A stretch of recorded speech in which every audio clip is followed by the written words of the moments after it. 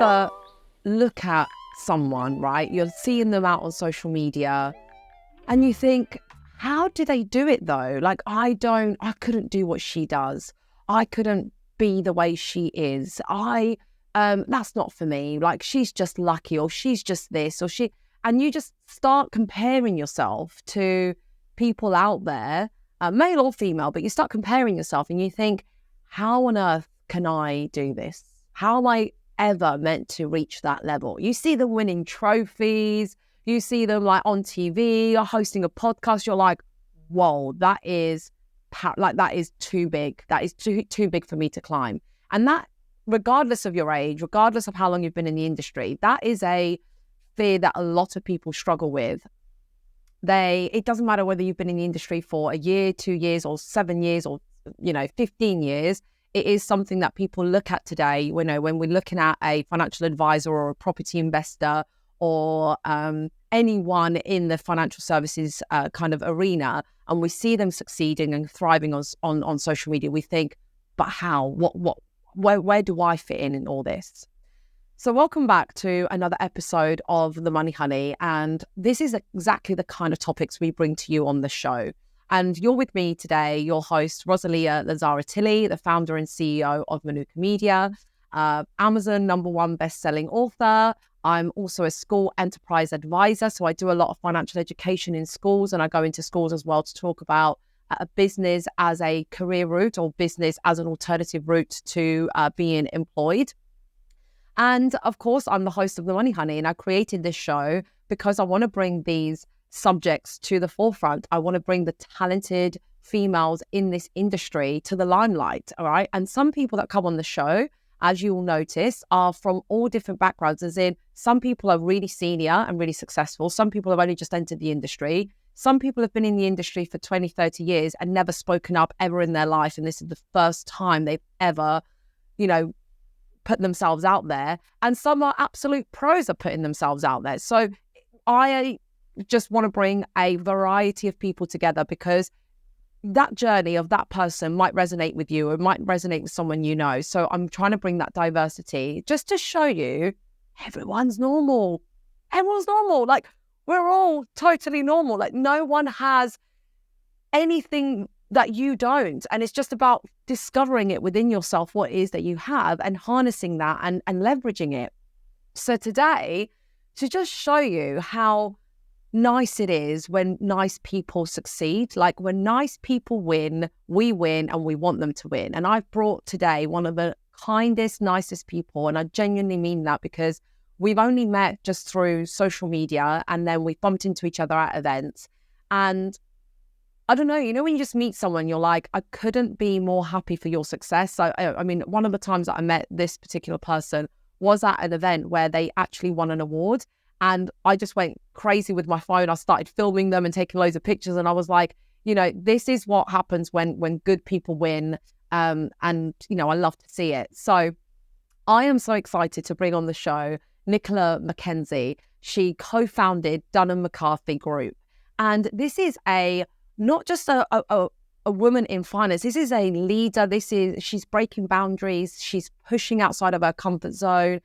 She's become a social media superstar. She has her own educational YouTube channel where she shares so many valuable insights about mortgages. When you're like, oh, is mortgages really for social media? Yes, absolutely. Because when you are sharing so much value and so much education, people want to binge watch that. So with no further ado, I've got to bring her on, because I'm so eager to speak to her. Here we have her, Nicola.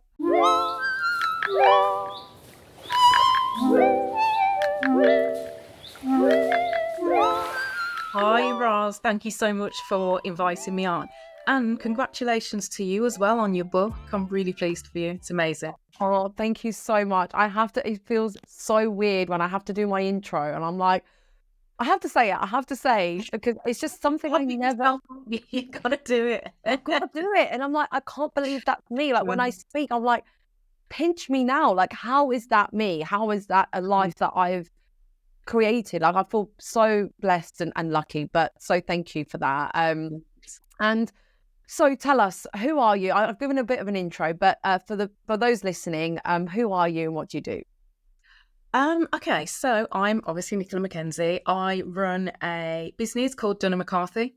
We're a group of companies, so we're not, we don't just do mortgages and insurance. So we're a group. We're heavily involved in estate planning.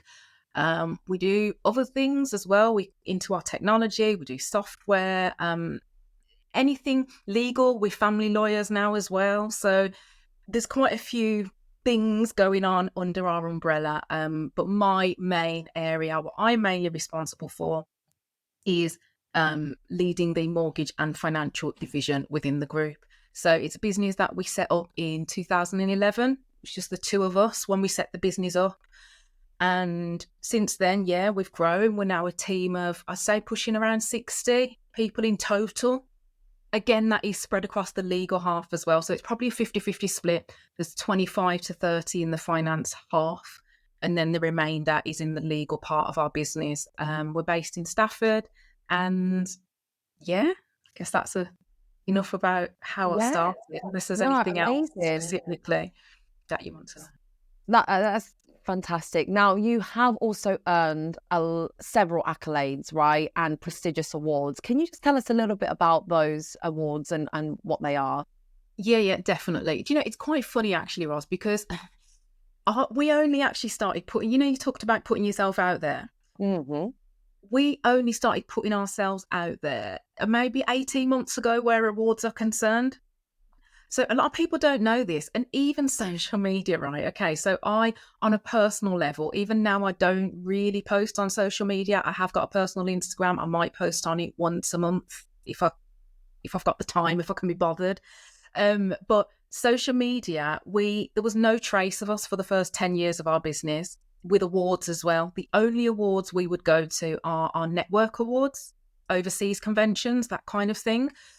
Now, we ended up winning Legal and General Business Quality Award only last year, 2022. That was the first award externally to our network that we won. And that's because our BDM said, the quality of what you guys are doing is brilliant. I'm putting you forward for this award. He said, come along to London. We went, never thought we'd win. What do you know? We won. So that then gave me the inspiration and the bug. I'm like, right, I'm going for more awards. I'm doing Yes. Yes. And then I'll be honest, now I'm a bit awarded out. I've pulled back a little bit. But over the last 18 months, we won Legal and General BQA again a few months ago. So we've run that 2 years consecutively, which I was really, really proud of. We entered Mortgage Strategy first year we entered, and we walked away with Best Broker for Protection. Obviously, we all know Mortgage Strategy is a real big one, so I was super duper happy about that. I can't remember what other awards we've won. I'm sure there's I think I was at the Mortgage Strategy one, wasn't I, with you? Mortgage Strategy one. We've been finalists at Cover. Highly Commended. Get my words out. Commended at Cover for the Women's Awards. And yeah, but like I said, we're fairly new to the award scene, actually. Amazing. And you know what? I've got another broker who's just kind of got that new bug of applying for awards, but he's a commercial brokerage. You see, actually, I want to mention on that note, we always talk about how women are afraid to put themselves out there. And I actually work with 99% of my clients are men, right? And I'm working with them on personal branding, social media. And let me tell you, there are a lot of barriers and a lot of confidence issues.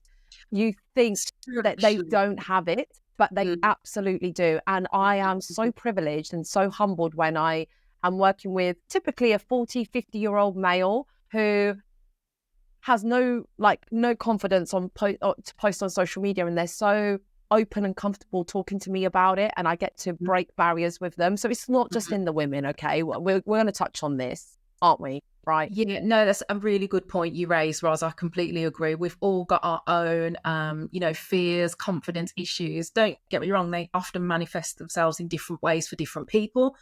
But I think for a lot of us, it rings true. And I think it's just about working out the mechanisms for you as an individual to help you overcome that, because we all have different ways of approaching the confidence issue. And I think you just have to find out what way works for you.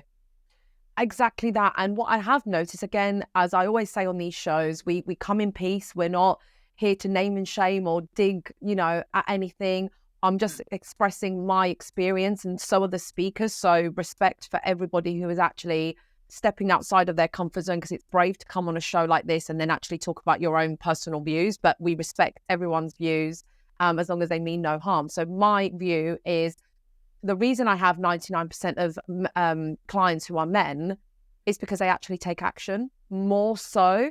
So the confidence issue might be in the woman and in the man, but the difference is the man's like, right, we've got to get over it. We just got to do it, right? Whereas I've had a lot of women hold back and hesitate and say, yes, Roz, I'll let you know when I'm ready. You're never going to be ready. Like, you've got the proposal in your inbox. Like, you're not going to do anything. See you in a year's time. And guess what? When I see them in a year's time, they've done nothing.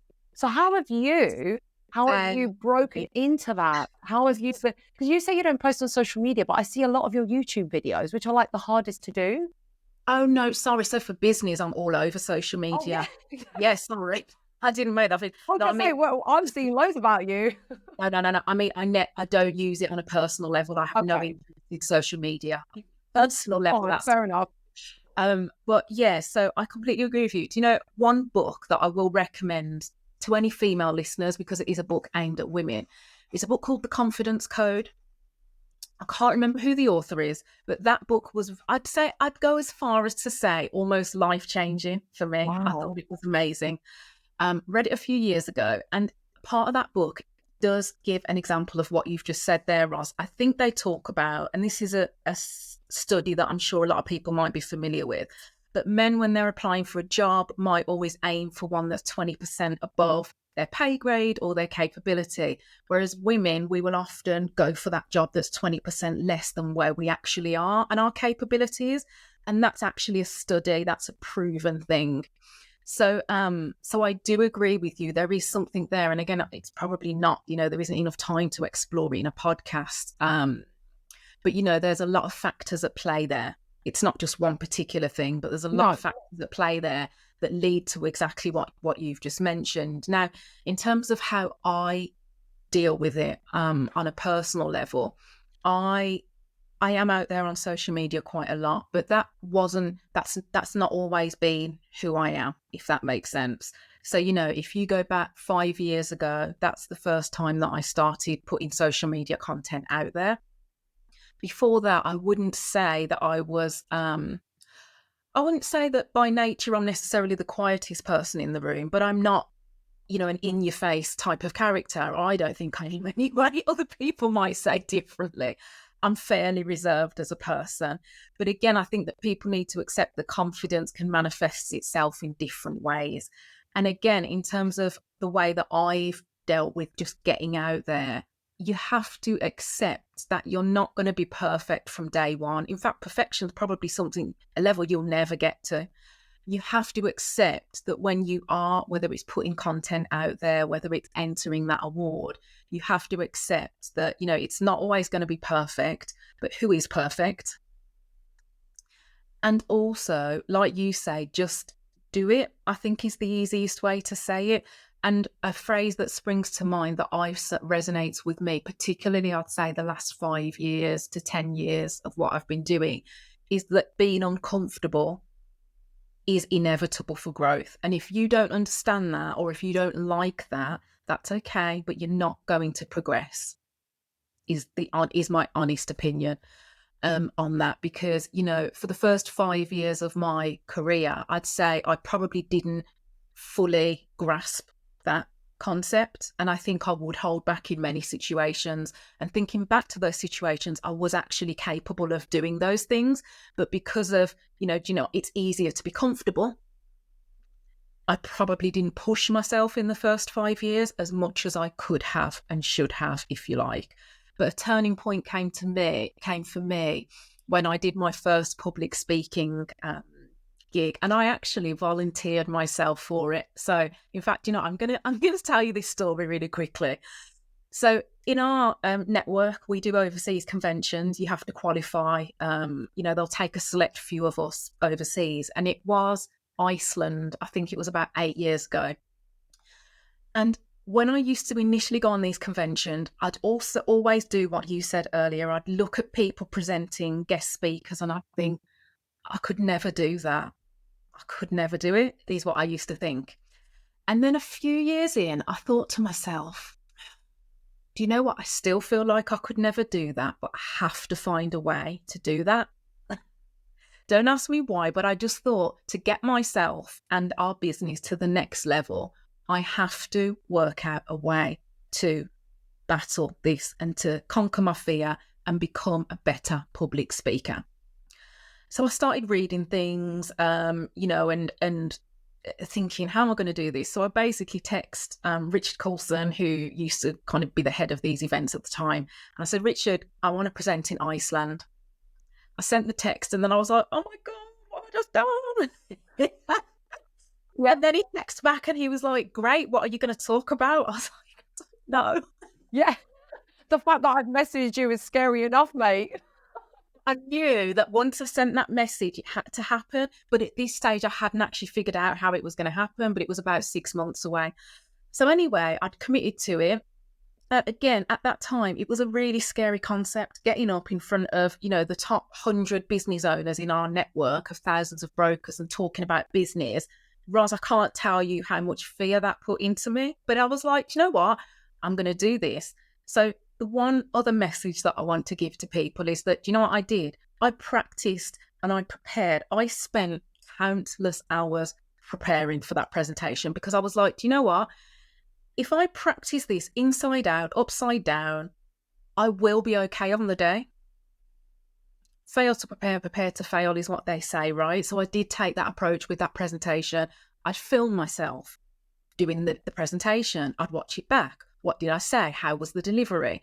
I really put my heart and soul into that presentation. So it came to the day and it came out and it was faultless. It was. I wouldn't say perfect, but it was as close to perfection. I wouldn't have changed anything about it.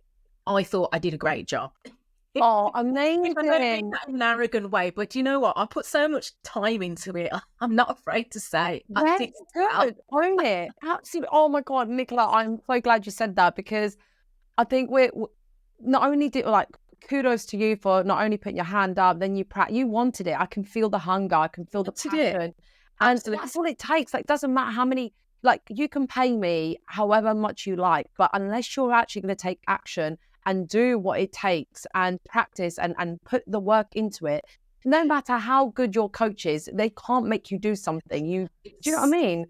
You have and I to do think that, I don't know about you, but I do think sometimes people do underestimate that, hard work is going to be part of that journey as well. And if you're not prepared to work hard at something, that's okay. I'm not knocking that, but you have to accept then that you're not going to get the results that you want. But you're on social media a lot. A lot of the work that goes on behind the scenes, running the business that I'm running, like the hours that's involved in a lot of what we do, as is with the majority of business owners, people don't see that. But the point is that these results come from an incredible amount of work that goes on behind the scenes. I mean, now when I'm doing a public speaking event, I don't put in necessarily, depending on who the audience is, but I'm probably not spending the level of time that I did back then. But that was because it was such unfamiliar territory to me. Now, I do public speaking regularly. So it's not, it's not as daunting as it once was then. So probably less prep required, but I'm still prepping. Oh, yeah, of course. Yeah, I get it. I've been speaking for about 10 years now. So I've been doing public speaking. And I think people, if they met me today, they think I was born this way. And they're like, oh, yeah, but it's all. That's what I was trying to say at the beginning of the intro, which is like, you look at someone on social media, like, yeah, but it's all right for you. You're confident. You're this, you're that. You're like, yeah, but you didn't see me fall flat on my face 10 years ago. And I kept going. You've got to do it scared. You've got to do it whilst you're still new and raw and nervous, because you're never going to get to that point where you're not nervous anyway. So true. But I do think that, again, and I think this is partly not helped by social media, actually. One of the negatives, sorry, the sunlight's just changed really weirdly. Oh, you're glowing, don't you worry. That's not really weird, but anyway. I think it is easy to think that people did just roll out of bed and were, yeah, here's me and I'm confident, and there was not a lot of work that went into it. I can see how people can fall into the trap of believing that, because social media is only a 60-second clip or a 5-minute clip. Yeah. But social media isn't, I don't want to say it isn't real, but it's not, it's only a small picture. Yeah. Yeah. It's a small glimpse into what people are doing. So you just have to take it with a pinch of salt and understand that you're exactly right. A lot of people's journey didn't just start by switching that camera on and they were great. That's not how it works for most people. No, yeah, absolutely is not the case. And I've done so many videos that I'm like, oh, that could have been better, or I didn't edit it in the nicest way. But you know what? That action over perfection, because I always say, my saying is progress over perfection. And actually, sometimes, even though I know I can edit to the best of my ability, I know I can produce a better video, I might not have time right now. So I'd rather put something out that's good enough than procrastinate and say, well, actually, in an ideal world, I'd like to send it to my videographer, Connor in the background. So he's behind the scenes. I'd rather send it to but I can't constantly like call him and be like, hey, can you edit this? Can you say? Sometimes I just have to do like something on my own. But the message goes out there. It's still something that I can share with people. And I do like to show myself on social media, the good, the bad, and the ugly. So I don't just show myself on stage wearing yellow and like always being vibrant. I actually do show the downs and the low points, and maybe when I'm ill or when I'm like struggling with something. I do like to try and be as honest and as open as possible on social media. I don't know how you find that with because you're doing a lot of business posts, right? Correct. Like I say, I don't use it on a personal level at all, really. I don't have the time, and it's just, I don't enjoy it on a personal level personally. Fair enough, yeah. And each person to their own. But for me, the enjoyment, I don't get that when I'm posting about things in my personal life. I would rather keep those private. Yeah, definitely. So although you're doing business posts, it's still you, it's still your face. And that's what I think people struggle with. So what, for those listening saying, look, I don't want to post about myself. I don't want to share my kids' stories or what I'm doing at the weekend. How can from a business perspective, how can you start embracing social media in a business? What would you say to them? I would first of all say master one platform. I think often people spread themselves thinly at the beginning and think they have to be on TikTok, Facebook, Instagram, LinkedIn, YouTube, and do all these things at once. And actually, our initial platform was YouTube. We didn't go on to TikTok, Instagram until about 18 months ago, actually. So LinkedIn, I only joined LinkedIn just over a year ago. So I think getting to grips with one platform and building an audience there first before you start looking at the other platforms. But the one thing that I do also want to mention is the fact that, again, I think sometimes where people fall down with social media is that they think that the time input is much less than what it is. I'm sure people have probably heard this many times before, but social media is about consistency. And in order to be consistent, again, you have to make sure that you have got enough time dedicated to this. Just putting a post up for 10 minutes here and there isn't going to cut it in most cases. It is the amount of time. So I'd probably say at the moment, probably a good, if I was to round it all up, probably a couple of days a week is spent on social media. We're fortunate in the business that we run that we do have management and team leaders to deal with a lot of day-to-day stuff and shoulder that responsibility. So it does give me time to dedicate to other things, but it's a huge undertaking is I suppose what I'm getting at. And even by spending that level of time on things, it's still not as consistent as I think it could and should be. You look at some social media people, I don't know, Stephen Bartley, Gary Vee, people like that, they're posting 5 times a day on all the platforms, content spitting out here. I don't have that kind of time commitment, and probably a lot of brokers don't. But it doesn't necessarily have to be that extreme, but there has got to be a minimum time commitment. Thank you. Yeah. Preach. That is exactly what I'm bored. I'm so tired. Forget it. I honestly wouldn't bother unless you can dedicate. Depends on what platform you're on. So I don't want to give a figure, but you are going to be talking hours a week, in my opinion, irrespective of the platform.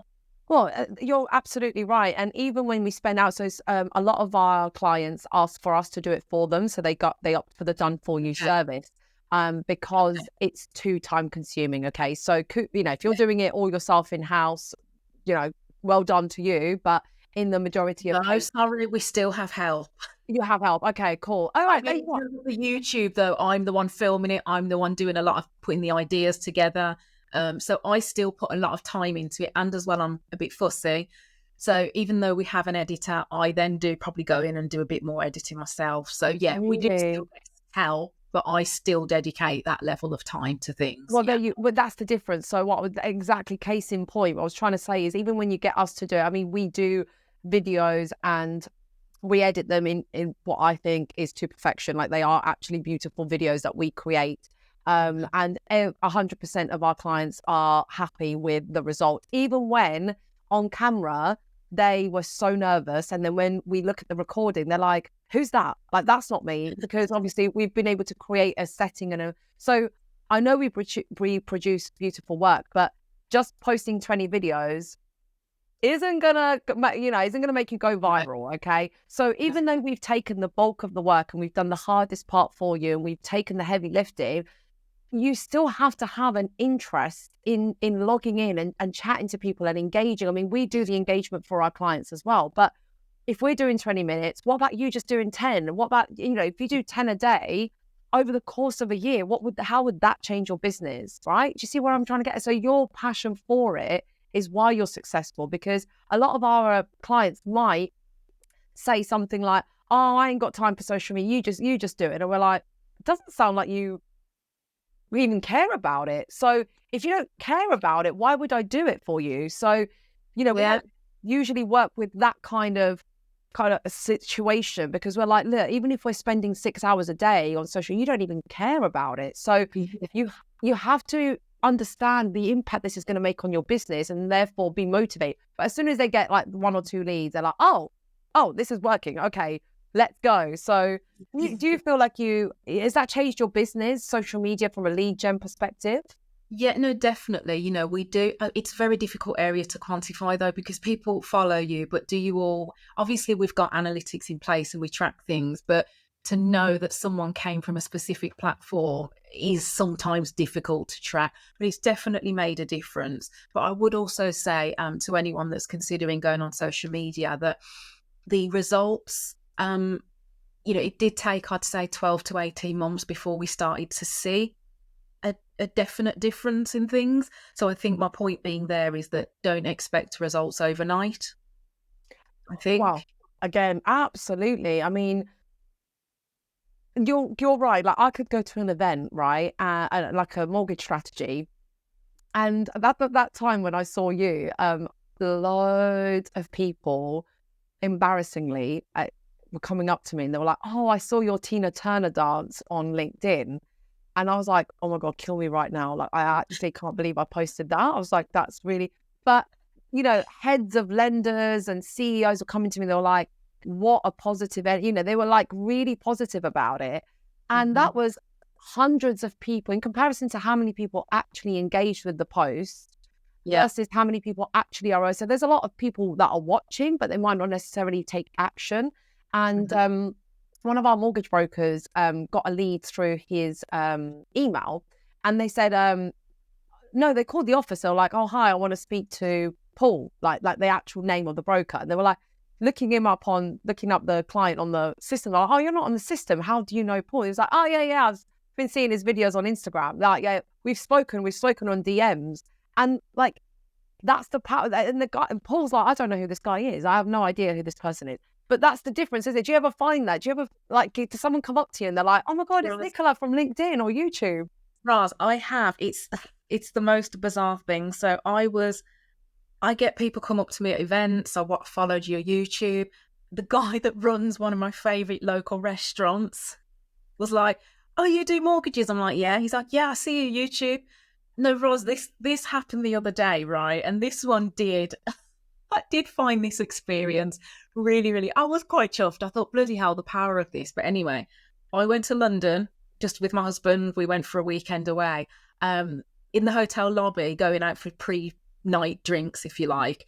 And someone came up to me, Nicola, they called me Nicola. And I looked over, I was like, do I know you? And he was like, you don't know me, no. And he was like, I follow your YouTube and you really helped me buy my first property. And I was like, oh my gosh, that was just literally in a hotel in central London. I'm not even from London.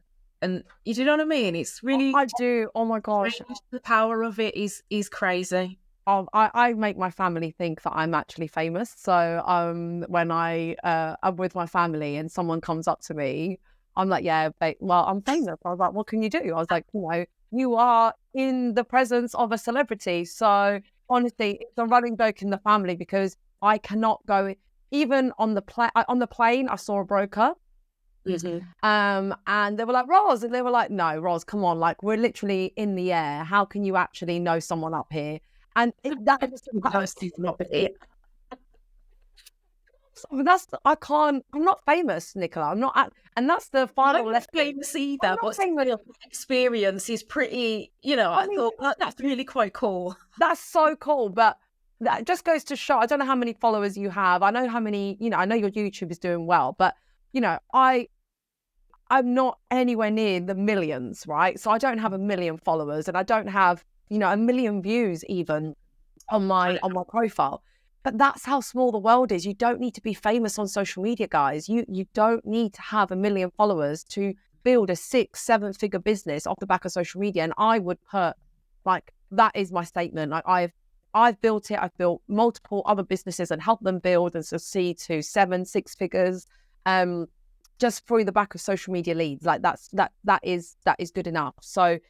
So yeah, I'm so honored to be in the presence of someone else who just totally gets it, understands it, is excelling in it, teaches me a couple of things as well. Like when I watch you when you're doing your thing. So YouTube is not a channel I have focused on or mastered, but obviously for me it's on another channels. So yeah, thank you for sharing your insights on that. So if people want to follow you and connect and learn from you, where can they go? So I'm on LinkedIn under my name, Nicola McKenzie, and it's MCK as opposed to MAC. I'd probably say, I know I said I don't really post on a personal level, but I'd probably say what I put on LinkedIn, I tend to post news and updates and things like that, purely because, again, I'd love to be crafting content specifically for LinkedIn, but it's just, again, a bit too time consuming. So that's probably the platform that I get the most personal on, actually. Obviously, our company pages, we're on most of the platforms. So yeah. Awesome. Okay, well, we'll share it in the show notes. We'll share links to Nicola and Dunham McCarthy's pages. So if you want to connect, if you want to follow this amazing company, if you want to follow Nicola, then you can really learn a lot from their social media presence, how they're running. I mean, there's so many other subjects we could have touched on, but thank you so much for having this lovely conversation with me. And to you listeners, if you enjoyed this show, if you feel like you want to dig deeper and get a bit more, guidance on this subject, then please do share this episode. Please reach out to Nicola if you need any content, social media help. There's so many people out there that can help you. But of course, if you've never checked out Manuka Media, if you don't know who we are, etc., please do check out our website. We're obviously on social media everywhere. But it's so vital. I brought you this show today because I want you to understand the power of not just your business and culture brand, but also you as a personal brand, and the difference that it makes going to a restaurant and someone recognizing you as a person, not just you as a business. So that's the power of social media and having a brand. So I hope you enjoyed the show, and I'll see you on the next one.